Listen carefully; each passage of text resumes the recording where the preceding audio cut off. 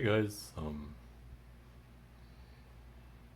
this video is just a recording for solutions to the second coursework exam for Math 3274.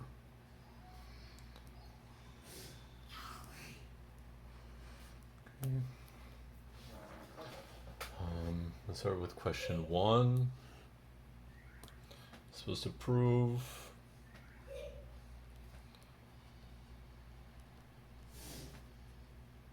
the commutativity of multiplication of natural numbers. Okay. Then in brackets I say assume multiplication and addition have been defined and state any results for addition that you need, like associativity, commutativity of addition, and so on. Notice I just said addition. Like some people use distributivity. That's a property of addition and multiplication. You know, typically you might prove this before something like distributivity. Okay, anyways, let me state before we get into the solution, let me state well, what is it? What should we define multiplication as? Well, we'll use like the following properties. We'll say like m times 0 is going to be 0 for all natural numbers, and m times n plus 1, that's just going to be m times n plus m for all m and n. Okay. You know, to really get into the details, we'd have to say like this is possible because of the recursion theorem, but for the purposes of this question, like these are the two properties coming from the definition that we need to use. Okay. Okay, so that's our definition that we'll use. And then we also need to know, I want to state the properties that we're going to use. We're going to assume the commutativity and associativity of addition. So let's see, these are our assumptions. I'll call them A, B, C, and D. So C is just going to be that like m plus n equals n plus m. And we'll assume like n plus L. Addition is associative. And actually in this proof, we have like some, like more than just the like one set of brackets. So, but we'll just kind of brush it under the rug. Okay, so let's get started with our proof. The first step would be to show that m times 0 equals 0m. Okay, so here's our solution. So we prove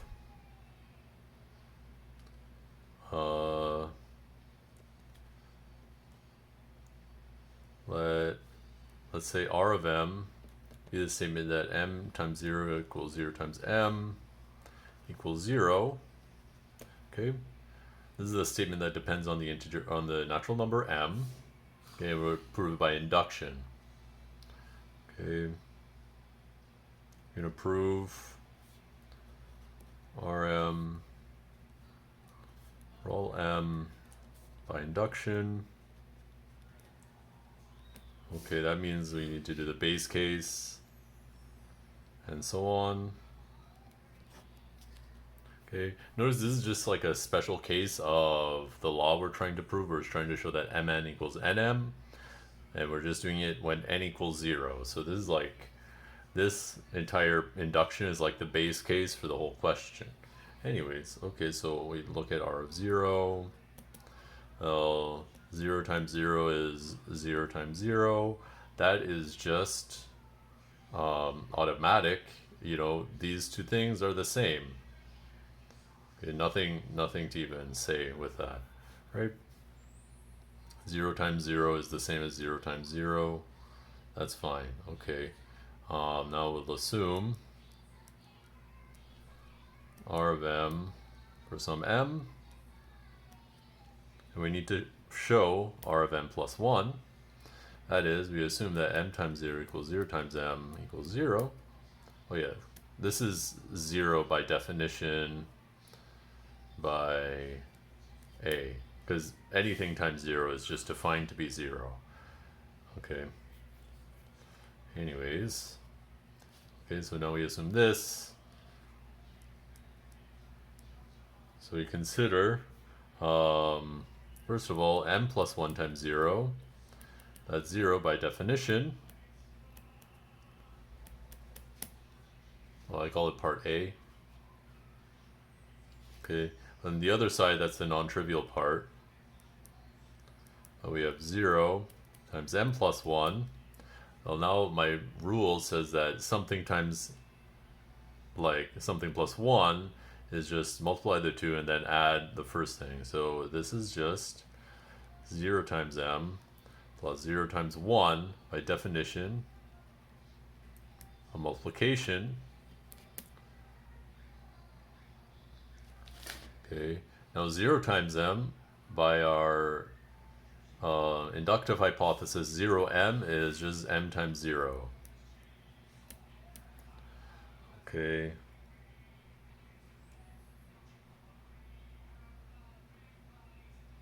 And what's 0 times 1?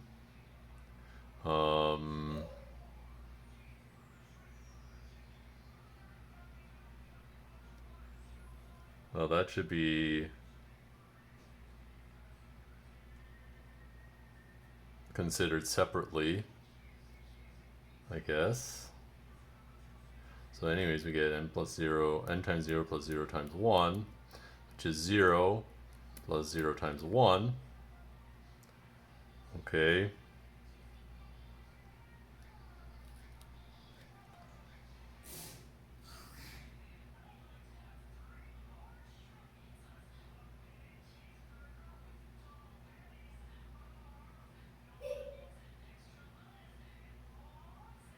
Okay. And we need a way to see that this is 0.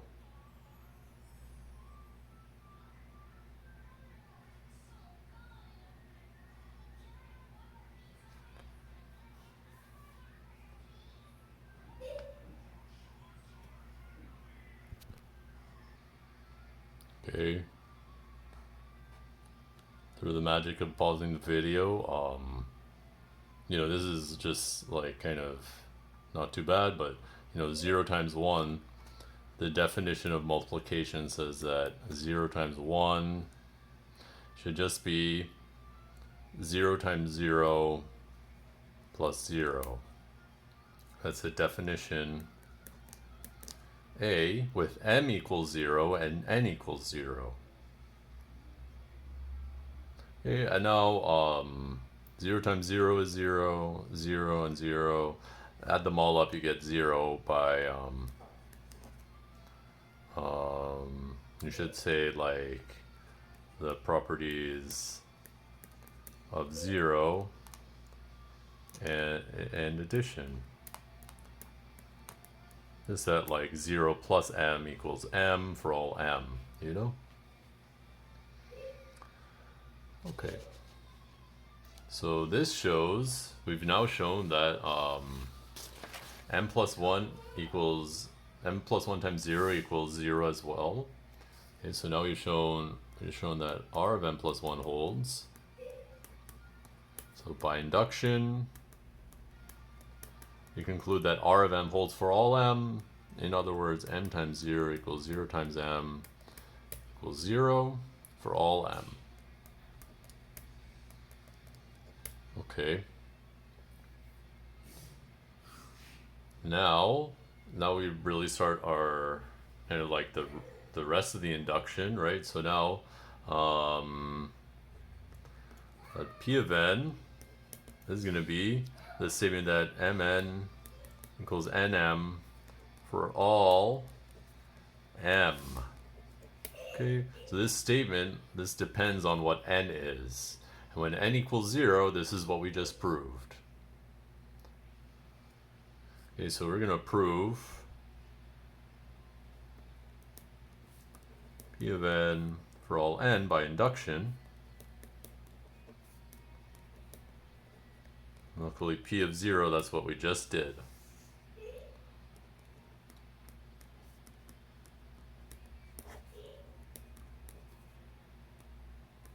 P of 0 is already done. Okay, so assume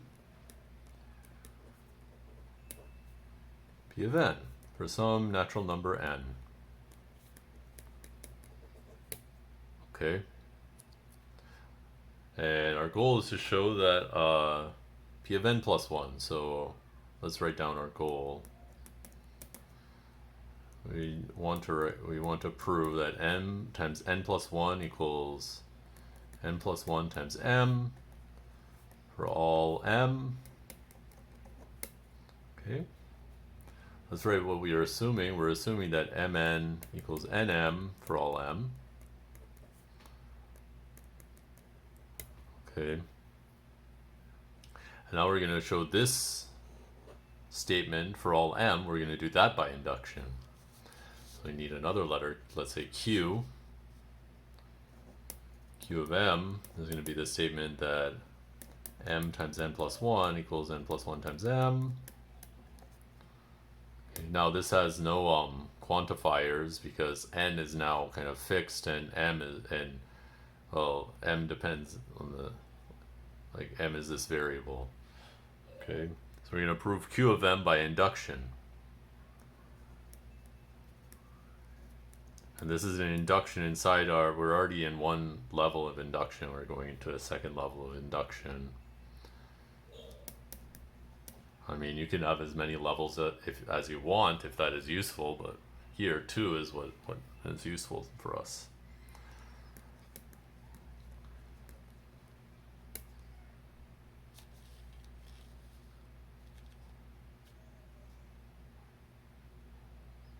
Okay. So let's do that. Q of 0. That's the statement that 0 times n plus 1 equals n plus 1 times 0. That's already done. We showed that at the very beginning. Okay. Okay. So now let's assume Q of m, which says that m times n plus 1 equals n plus 1 times m. Okay. Now let's and we're supposed to now show Q of n plus 1, and let's just, our assumptions, let's kind of highlight them. If we see an n plus 1 times m, we can switch them. We also know our assumption is that if we see an n times any natural number, we can switch. Okay. We also know that if we see an n plus 1 and m, or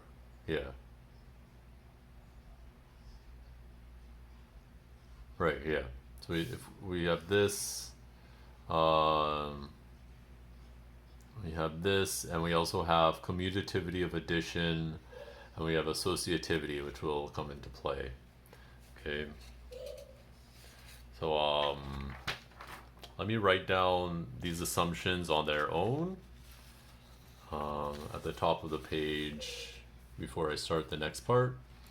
So I'll write down what do we know it is, kind of, right? So let me write them in the corner. If I take my natural number n, that commutes with every natural number, so I can write it like, and I'll change out the variables just to make it, I hope, more clear.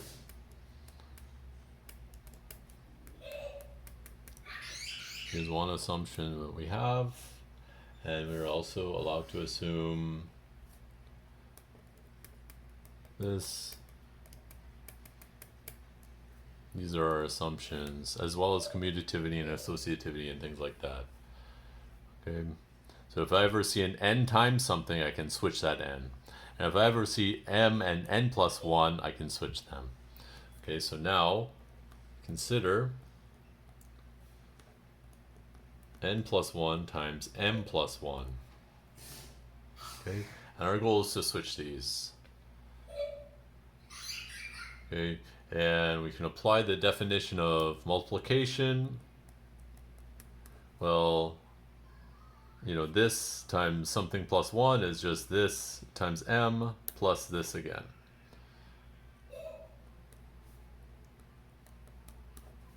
Okay. And my goal is to get all the m's on the left. Okay. So actually, right away I see I can move this m past this n plus 1, right? From our assumption, from one of the assumptions. Okay, so right away, this is just m times n plus 1 plus n plus 1. Okay, so this first equality, that's just the definition of addition. Or sorry, multiplication. And the second part is this assumption.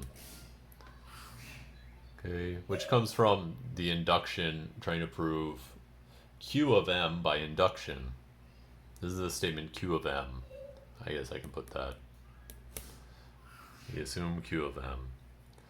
Okay, now again, we see this allows us to apply the definition of multiplication. It's just mn plus m plus n plus 1. That's again the definition of multiplication. Okay. So far, so good.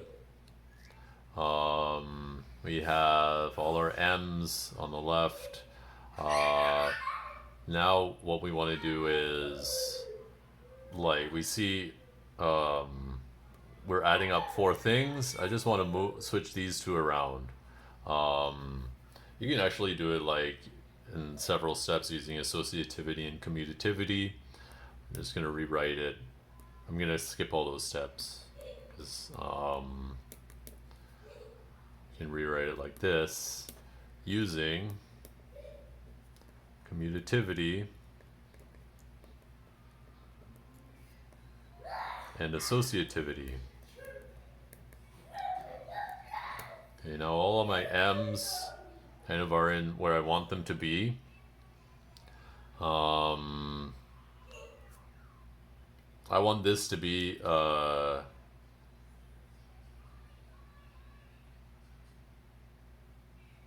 you know, I want this to be m plus 1 times n. Yeah, that's what I want to turn this into. M plus 1 times n. Okay. So, towards that goal, well, we can switch this m and n.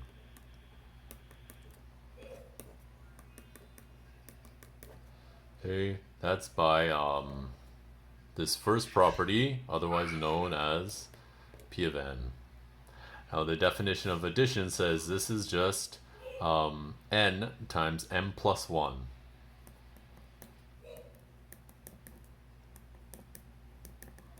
Okay, by definition of multiplication. Sorry if I keep on saying addition. Okay. And now, this is just n times something. We know n commutes with everything, every natural number. So we can rewrite this as m plus 1 times n.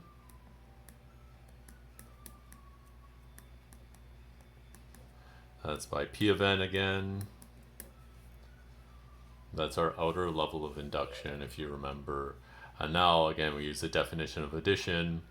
Something times n plus something is just something times n plus 1.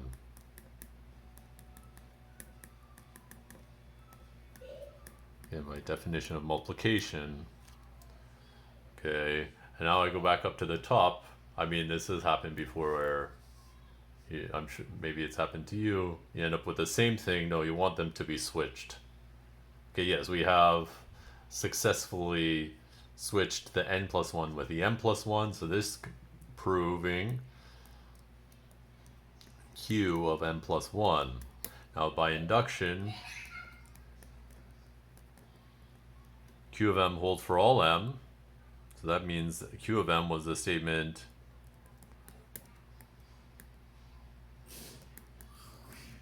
That's for all m.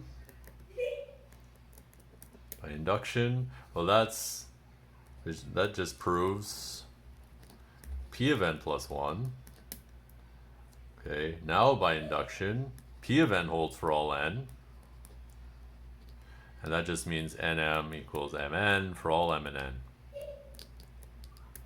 And that completes the solution to question 1. Notice the whole point was that it was kind of similar to the same proof we did for the commutativity of addition.